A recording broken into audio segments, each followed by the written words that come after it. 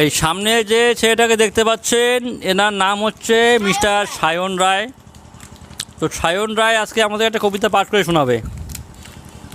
তো সায়ন, কবিতাটার নাম কি? A little bird. A little bird. কার লেখা কবিতা এটা? ইংলিশ কবিতা। আচ্ছা হইলো, দেখ ক কবিতাটা ক। Once I saw a little bird going hop, hop, hop. So I cried, little bird, will you stop, stop, stop?